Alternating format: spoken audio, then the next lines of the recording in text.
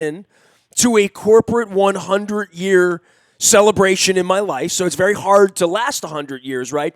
But I've never been to one quite like the one that you had, and congratulations. I'm not even patronizing you as my buddy, but my wife and I were very moved by your proceedings on Friday night.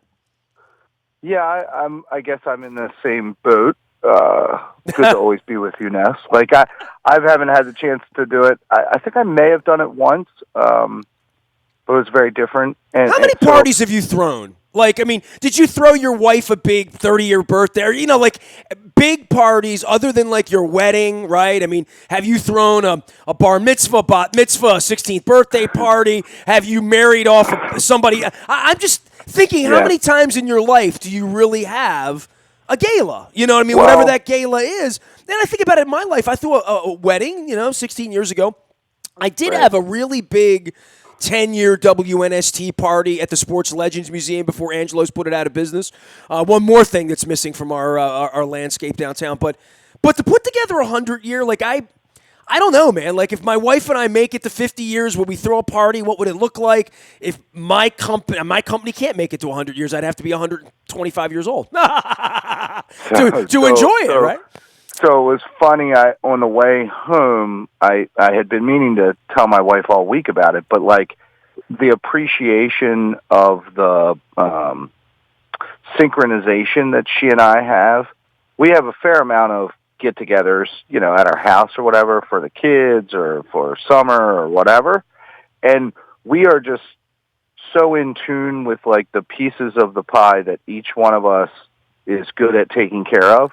Like I'm the food guy, and she's all the other stuff guy. Like I do the dishes in my house. My wife pays the bills. I mean, it's So we're very much in sync. Well, that's how you stay married for a long time. it became apparent through this process. Everyone did a great job, but it's like, well, wait, no, my wife takes care of that. Why are you asking me that question? So I had to tell her that we were doing a pretty good job, and that was a funny little sidebar. I don't know. There's no real playbook for it. And well, you told your story. I mean, like literally, I walked in, and a lot of people that I'm assuming you've gotten on their roof a million times. You and I have been in cars and bars together and doing breakfast together and doing dinners together. We've been friends for a number of years, football games together. It's not like you just sit and tell your story like that on any given occasion. Like if I were to sit and tell the 28 years of me being on radio in one night, it'd be a pretty good 2-hour story if I nail down the top 10 stories that I have in my lexicon. But over 100 years with your dad there and all of your family members, I didn't realize how many family members went into making Cole Roofing, but into any business that isn't Walmart, right? And even Walmart, at the billion-dollar level, there's some people in Arkansas who are uncles and brothers and cousins that were in with Sam in the beginning and they're living on some golf course right now. But even a family business like that, your business, though, uniquely Baltimore, 100 years. Again, man, I'm not even patronizing. Not a lot of people get to tell that story, but you got up and you told the story in a way that it's probably never been told before, right? Absolutely, and I think fundamentally what all along, but becomes very apparent in the appreciation is how many people you want to thank, because literally, you're out there and you're at risk all the time, and without all these people wanting to make this business successful, it's impossible, right? So when we started thinking about, all the people we were inviting and who we wanted to thank, initially it was like, yeah, well, we'll have like a 15-minute program. We'll just say a few things and it'll be fine. And then, and you're like, hold on, it's been 100 years here. Let's take an hour. well, the other thing is, and I did mention this, it's like, if this had occurred in 2009, when, the economy was in the tank and you're trying to salvage every job you can find, I would have had a lot more time on my plate to like think about it and plan it. And I don't know, this was Friday at 12 o'clock. Yeah, I better figure out what I'm going to talk about tonight because, there's 150 people coming or whatever. And we need to make sure we celebrate this properly, because all the time before that is just being true to the people that work there now and the customers that we have now, and making sure that we're delivering on the things that we said we were going to deliver. So it's really a challenge, and you only get one shot, right? So you got to make sure you do it right, and you have to find a way to genuinely touch people, because you've been genuinely touched by the fact that they helped support this, and it's a number of people that go into making that possible. The number's so big. How many people work at Cole Roofing? Right now, we're kind of ramping up and looking to hire, guys to do roofs, and things are going gangbusters. So we're probably pushing, 125, 140, wow, something like that. So that's 140 families, you wake up, even when you're on the radio goofing around with me, that you're involved with, and not to mention how many businesses you do business with, how many people you do business with, how many people like me.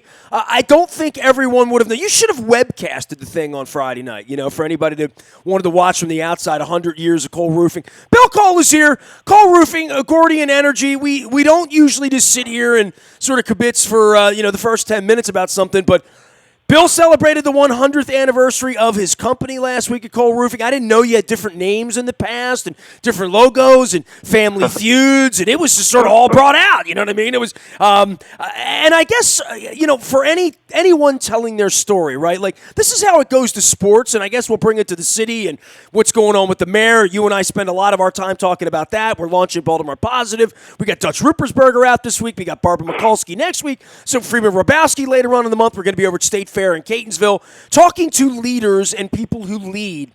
And when you have a brand and when you have something you're proud of and you've been out in front of it and you've wrapped a bow around it, as you and your company did the other night, you're always sort of like working the logo and working the name and working who we are and what we stand for. And it really felt like to me that it gives you an opportunity, and I'm going through that over the next couple of weeks as I go from WNST to Baltimore Positive, where I want to go, right, at 50 years old. I've only created my brand twice, right? Like, I created the radio station in 1998. We rebranded in 06, 07 as a .net, right? But there are very few times in your life you get to rethink what you're going to be, because you are what you are. Most people wake up during the day and just be happy to holding on to the rails and getting through, right? And whatever they do and whoever they are, to sort of reinvent in some way. In every business, you have to do that. And that's no exception for the roofing business. The story your father told about, was it single ply? Give me the terminology. In the 80s, like, every roof changed. Like, the way you did roofs changed, and the way the materials were sold changed. And your company took advantage of that, right? Yeah, there was an opportunity. It comes a lot of names, but like membrane roofing was a new product. It wasn't an entirely different concept, but instead of using hot asphalt and felt paper, we were going to one sheet of rubber. And see, I sort of understand that, right? Because, like, you've been on my mother's roof. I grew up in Dundalk. Everybody knows where I grew up. All the houses are the same. Track houses built in the early 1950s. They all had this tarry substance. And whenever anybody on the block was getting their roof done, we had a guy down the end of the street that did roofs, sort of, on the side. You know what I'm saying, Bill? And sure. And you would smell it. The whole neighborhood would sort of. It would be a little of a wretched smell, to be really honest with you, whenever anybody, the Elliots are getting their roofs done down there. All right, well, we're going to smell tar for 2 days around here. And they always had that sort of paper and that sort of mushy black goo. Yep. Yeah. So now we're using, like, the same rubber that goes into tires, except we're getting it in 10-foot by 100-foot sheets. And the same thing that exists today. This is why, you got to love society, right? Like, we continue to complain about the same thing. There's a labor shortage. There's not enough guys doing roofing. That existed in the 80s, right? So there was a push. Well, we all wanted to pump our own gas. Now we wonder why there's not somebody at the gas station, right? Right. There was a push to be able to, do more roofing with less people. And that continues to be the manufacturer's sort of position in the roofing world, is how can they help us do more roofs with less guys. So this was that answer. And, I think my father and grandfather saw an opportunity to take our shingle roofers, who, that's a really ultra competitive, tough business, and retrain them and teach them how to do this single ply. And at the same time, the corridor between Baltimore and D.C. was blossoming with, big box distribution centers and all the warehouses in Jessup and Elkridge and all that stuff. And they were all getting EPDM ballasted roofs. And we had the fortunate circumstances to be at the right place at the right time. And I can say that for a lot of stuff when you're here for 100 years. So I mean, come on, man. I've been doing sports radio. I've been doing this for a living all of my life. So, like, right place, right time. I mean, come on. I'm the only one doing this, right? So, right. You start to take stock when you get a little older, and you say, I'm fortunate to be where I am, and I'm fortunate to have you in my life, and we're doing Baltimore Positive, and at 50, I'm trying to do something different with what I want to stand for in the city. Bill Cole's here. Cole Roofing and Gordian Energy, they've been doing it 100 years, and that's why they celebrated last week and talking about, see, you thought that I wasn't paying attention in the back of the room, right? You gave me a bad seat. Let's start with that. The program was long, so I couldn't get to the bar, so I was not inebriated, so you just thought like I wasn't paying attention to the single-ply roofing thing, but I was. See that? I appreciate that. I apologized over and over and over again because I realize how tough it has to be to sit there. But really, if I go back and I think about trying to do it again, it's like part of who we are is just being genuine. I mean, part of doing business with people is the whole thing of doing business with people is about trust. Well, you get what you get, right? Exactly. I mean, you can only fake it so long, right? If you can't trust us, then you're not going to let us do your work. And part of the trust and building trust is being genuine. And look, I mean, you can't go 100 years without having some warts, and things are challenging. But at the end of the day, honestly, it's a compliment to Baltimore and our community and the people that are here and the loyalty that we show to our people. Like my father loves, his favorite story is, just this concept of when you make mistakes, that's when you build your reputation. Wow. People don't remember you when things go well, but when something goes wrong and you fix it, you immediately step up and you take care of them and you fix it. That's how you build a reputation. Wow. Awesome. Bill Cole here. It is Cole Roofing and Gordian Energy. And, of course, the solar part of this is moving forward. I do want to get on to Baltimore. I want to get on to the mayor. I want to get on to the city. I want to get on to Baltimore Positive and Dutch and Don Moeller and all the stuff I'm doing here. But the last thing is the solar side of this. And this should sort of be the leap of faith. People say to me, hey, you're doing this Baltimore Positive thing. You're actually like, I'm going to put the radio on in the middle of the day and you might be talking about like, serious stuff. And I'm like, well, I'm 50 and the city's going broke and we have no leadership here and we might be losing the baseball team and nobody's coming to see the football team. And, we had Ninja Warrior downtown the other night. And Bill, you live, tell me where you live. You live out in the burbs, right? So I'm in Harford County. I'm in Harford County. So, if your wife or your kids love the Ninja Warrior, or they're into parkour, or they're into that sort of physicality, or Casey Catanzaro, or any of the other stuff that you would know about. My wife loves the show; it's on sometimes. We had Akbar and the crew on at the Super Bowl because they were coming through and doing their turn. And Akbar said, "Hey, man, April 28th, 29th, don't tell anybody, but put it in your calendar. We're gonna be right in front of your house. We're gonna be doing the whole thing."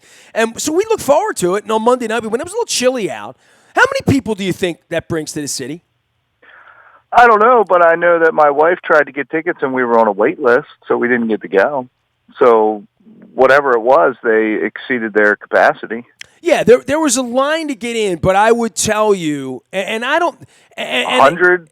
Yeah. 200? I would say to you, there were 350 people. You know what I mean? Yeah. And there might not have been that many, and it might have been 425, but don't hold me to it. It was a small club gathering. It was 400 people. And then there were like another 50 or 75 people like me and my wife that just sort of like walked by, watched the line, said, I'm glad I'm not in that line. It's a little chilly out. I wouldn't want to. I mean, we were bundled up. I mean, if you go look at the picture I put up, I had my Free the Birds ski cap on, which I don't wear often. It's not often in the winter I have to feel like yelling "Free the Birds" around here. Although it is a long, cold winter, even when it's 90. If you've seen Camden Yards here this week, they're about to come home for 10 games that nobody's going to go to, including the Red Sox next week. And my wife's out of town. But we went down, and I thought to myself, here is like one of this really good brand, right? You would agree with that, right? I mean, Sure. American Ninja Warrior, and been on TV a number of years. You would look at it and on the face of it say, that's a nice thing to have in your town. Better that it's in Baltimore than Cleveland tonight, right? Like, and it's a beautiful set and the water and the aquarium. Sure. And it looks great on TV. It always looks great on TV, right? Whatever. They're in Austin, Texas. It looks great, right? Wherever they are. So they lit up the aquarium special. My cat took special interest in that out the window the other day with the white lights. We get down there, it's chilly. There's 350 people. We walked through one time, and there was like nothing going on. You know what I mean? The only thing that was going on, and this will be such a Baltimore thing for you, Bill, you'll appreciate this. My wife, the first thing she sees are the 4 semi-trucks and the Baltimore Ravens marching band truck. So we're like, hey, the band's here. She's like, yeah, I heard the band was going to be here. Today's show was in, whatever. My wife pays more attention to that nonsense than I don't watch a lot of Hoda. And when Kathy Lee retired, I said, thank God. I thought she was gone 25 years ago. So we walked by. I saw it all. It wasn't really completely set up. It was sort of dusky. And they wait for it to be, it's like fireworks. They wait for it to be pitch black so that it really has this nighttime live carnival look to it, right? Not like the East Point Carnival, but the downtown carnival. And we left. Like, we walked through, and we were a little chilly, and we saw the crowd, and we thought, boy, I'm glad I don't have a ticket. You know, I'm glad I'm not committed to this because it's a little chilly out. And it was a little barren downtown because it was chilly out. It was there was a chill in the air because of the water in the air, the humidity, and it was a little raw. It was like, it was a 50-degree sort of chilly night. And we left, came back home, didn't think anything of it. It's going to be on TV. We're going to watch it. And I thought to myself, here is this incredible brand that has come to Baltimore, I believe, one other time, right? This young lady from Towson University, who I believe is from Jersey or Pennsylvania, someplace else, but I'll have to look her up, Casey Catanzaro, who's now done international commercials for Marriott, right? I mean, she's right. I mean, this is a big brand, and I'm thinking to myself, this isn't even a skipjacks game for the city. You know what I mean? Like, and the people that were there, they did look suburban. I mean, I know the difference, between what the hipsters look like down here. So it didn't look like kids in Federal Hill were walking up for it or whatever. It looked like people came down and parked their car. Maybe they went to the Rusty Scupper, to Hooters, or Roost Chris, or I don't know. Probably not, though. I said to my wife, it's 6:15, they're in line. They look like they just got off of work or they grabbed their kids from school.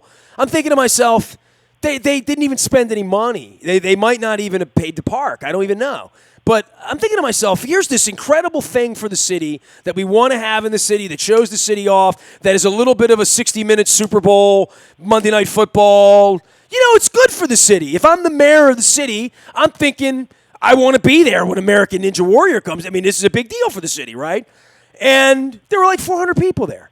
And I thought to myself, well, that rightly sucks. And people like you were discouraged to not come because you felt like you couldn't have been a part of it, and you totally could have been a part of it without having a ticket. I don't even know why they ticketed people, to be honest with you. You know what I mean? Like, literally, I said to my wife, why do you need a ticket? Like, what are the people on this side getting that I'm not getting other than a seat in the stands that I wouldn't want to sit there for 3.5 hours without being able to pee for a made-for-television event anyway, right? Right. Anyway, so that's my little rant for the week, but we had this great thing come to town that apparently, maybe BAL got behind because it's their thing, but the other TV stations wouldn't touch because it's not on their channel or whatever. I don't know. I don't watch it all anymore. Yeah, but okay, so isn't that like Department of Tourism or whatever? I mean, that would be like BACFA, and, but visit Baltimore, but they didn't tell anybody it was here, and to your point, they only wanted 350 people there. They told you not to come. Well, exactly. That's what I'm saying. So that's effed up. So at a real bare level, it's cool, right? Baltimore will be on TV. Everybody will like it. It looks nice. Hey, that's good. We need as much of that as possible, right? So that's good. To your point, someone boots on the ground, city level, saying we want these people to come back, and we want people to enjoy this.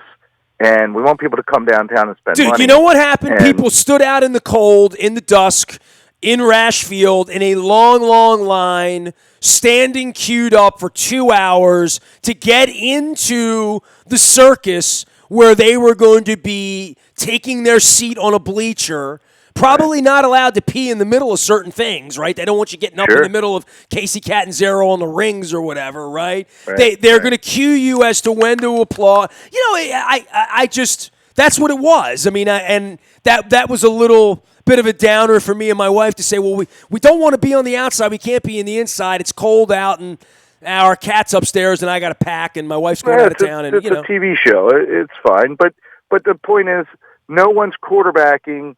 Okay, how do we leverage the fact that this brand is coming here to make a bigger impact, to like well, it's almost we're embarrassed. We don't even have a mayor right now, so let's just sneak them in, put the thing on, and get them the hell out of town, and hope we don't have a riot. Hope nobody shoots anybody. Like literally, right? I mean, if the top side is nothing bad happened on Sunday and Monday, Akbar didn't get mugged walking down Lombard Street, then we feel good about that. It's very possible that people in a position to do the sort of positive quarterbacking that we're talking about don't exist anymore. They're out with healthy Holly, and they've got pneumonia, and they're on the land.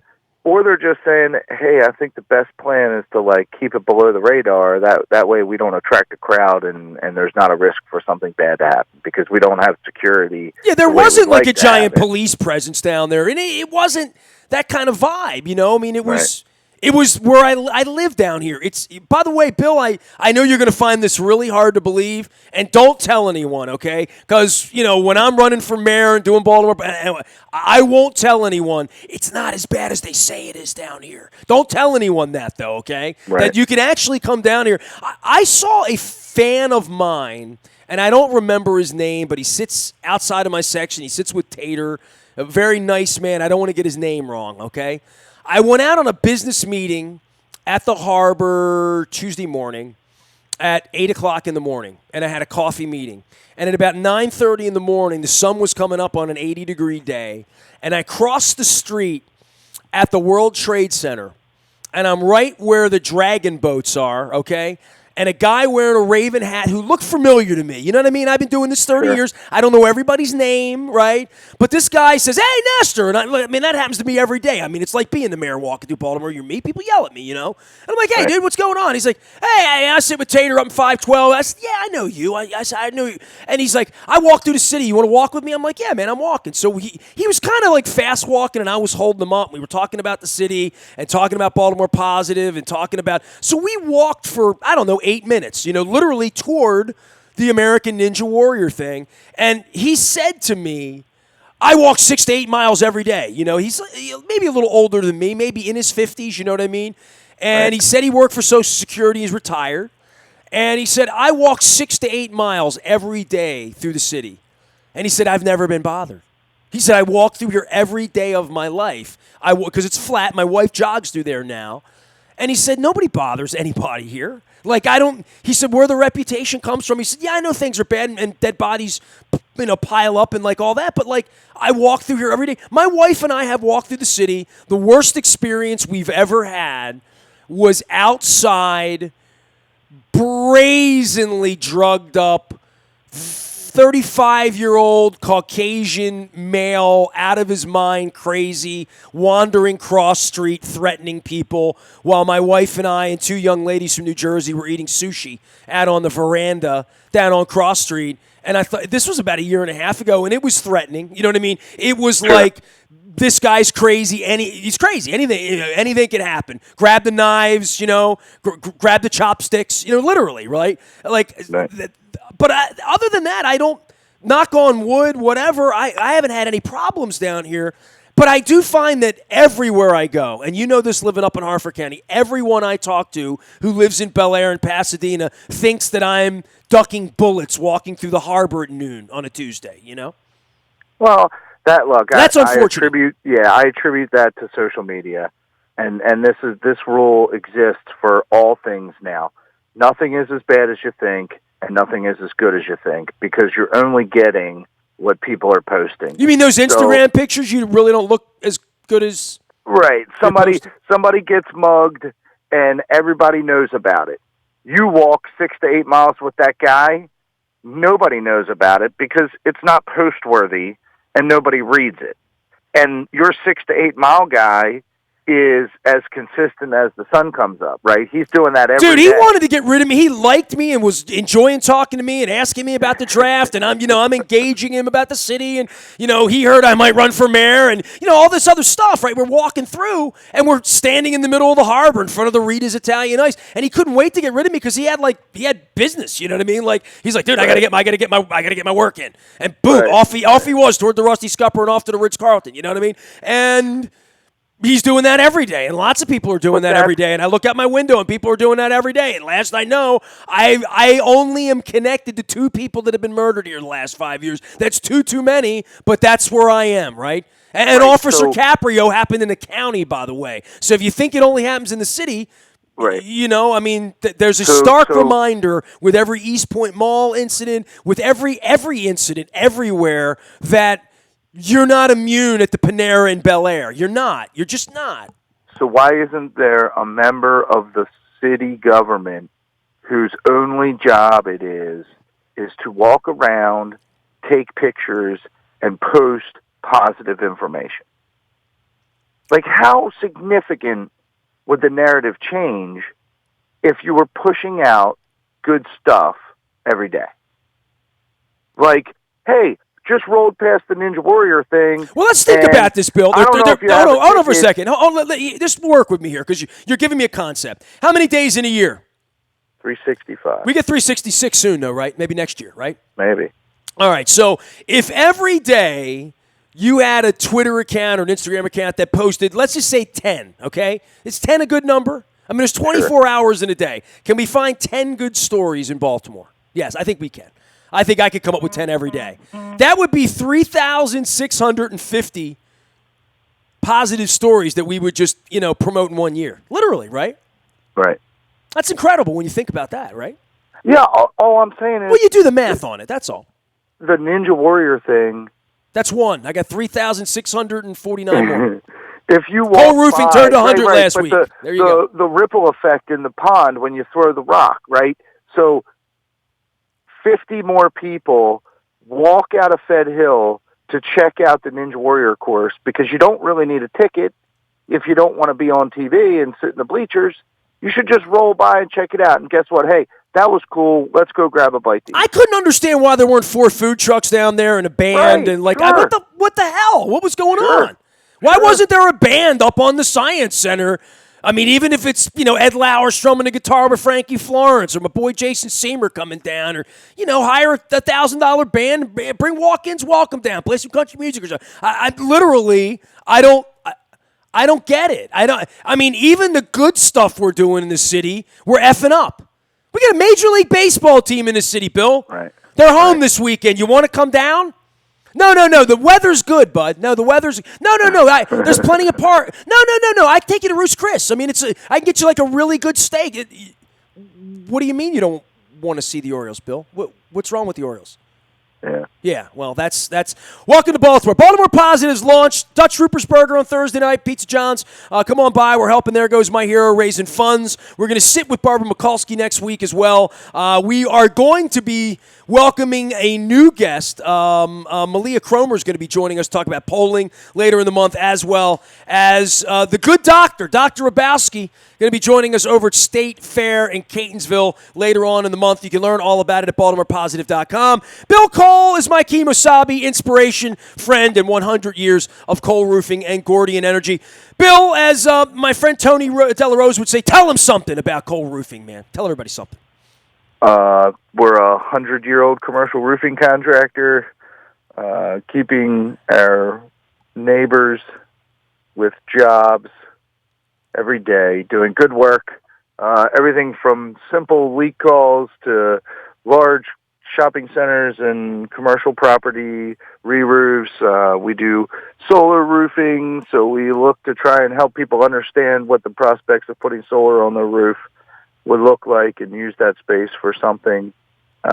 Just, appreciative and grateful right now and trying to celebrate, and there's so much work to do. I get a lot of charge out of talking about Baltimore with you, and we have so much to do, and there's still little time. So I appreciate all your effort, brother. Hey, man, we need a bigger mug if we're going to have conversations of this depth. We got to go from like 14 ounces up to maybe 18 or 20. Bill Cole! Cole, he is Cole Roofing and Gordian Energy. Find them out on the web. They take leaks seriously. Nasty at WNST.net finds me. I am on Facebook, Twitter, LinkedIn, Snapchat, Instagram, streaming live, and our YouTube WNSTV channel, our Facebook Live, as well as out anywhere the interweb is sold in the buyatoyota.com audio vault. I'm making myself laugh today. We are WNST.net, AM 1570 at WNST Towson, Baltimore, and we never stop talking Baltimore positive and Baltimore sports and taking leaks seriously.